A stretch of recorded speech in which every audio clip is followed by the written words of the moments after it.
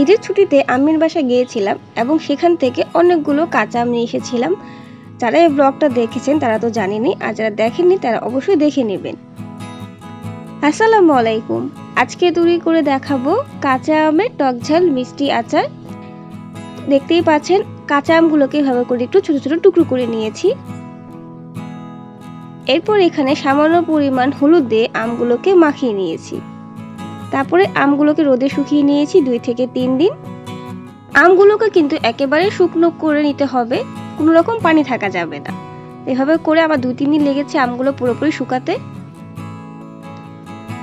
এখন একটা কড়াইতে বেশ অনেকখানি সরিষার তেল দিয়ে দিচ্ছি এবং এই আচারে কিন্তু তেলটার পরিমাণ একটু বেশিই লাগে। তারপর তেলটা গরম হয়ে গেলে এখন এখানে আমি আমগুলো ছেড়ে দিচ্ছি।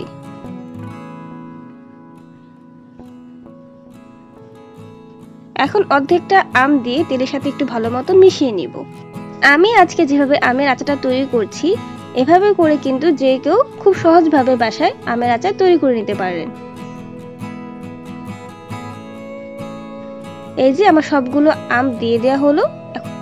এরপর আবারও তেলের সাথে সম্পূর্ণ আমগুলোকে একটু মিশিয়ে নিচ্ছি। যখন মিশানো হয়ে গেছে এখন এখানে দিয়ে দিচ্ছি 2 চা চামচ লাল মরিচের গুঁড়া,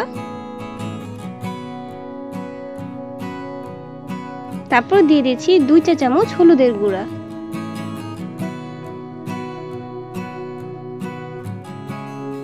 তারপর দিয়ে দিচ্ছি এখানে 2.5 চা চামচের মতন লবণ।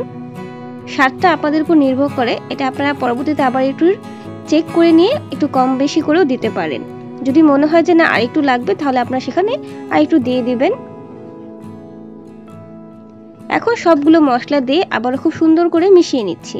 আমরা কিন্তু আচারে কোনো রকম ভিনেগার ব্যবহার করিনি। আপনারা যদি এটাতে অনেকদিন সংরক্ষণ করতে চান তাহলে এখানে ভিনেগার দিতে পারেন। এখন এখানে দিয়ে দিচ্ছি বেশ অনেকখানি রসুনটাকে একটু থেতলিয়ে নিয়েছি। এরপর এখানে দিয়ে দিচ্ছি 1 বোতল কাসুন্দি।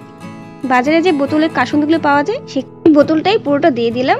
এখন সবগুলোকে আবারও সুন্দর করে নাড়াচাড়া করে দিচ্ছি যাতে আমের সাথে সব মশলা খুব সুন্দর করে মিশে যায়।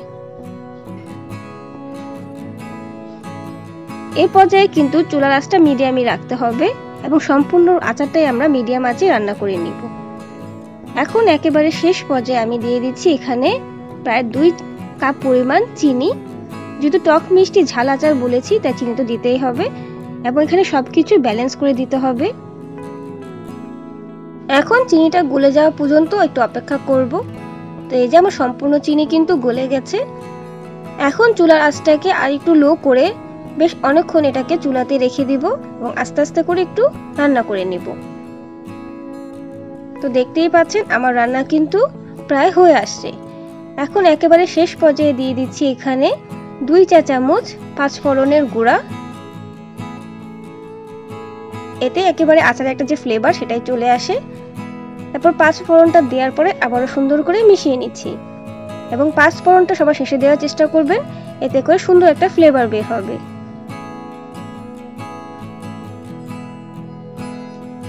তো এই যে আমাদের খুবই মজাদার টক মিষ্টি ঝাল আমের আচার কিন্তু তৈরি হয়ে গেছে। এখন আমি একটা পাত্রে আচারগুলোকে তুলে নিয়েছি যাতে আচারগুলো সম্পূর্ণ ঠান্ডা হয়ে যায়।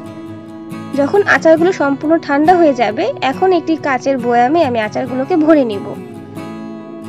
এখানে অবশ্যই খেয়াল রাখতে হবে কাচের বয়ামটা কিন্তু একেবারে পরিষ্কার এবং পানি ছাড়া যেন থাকে।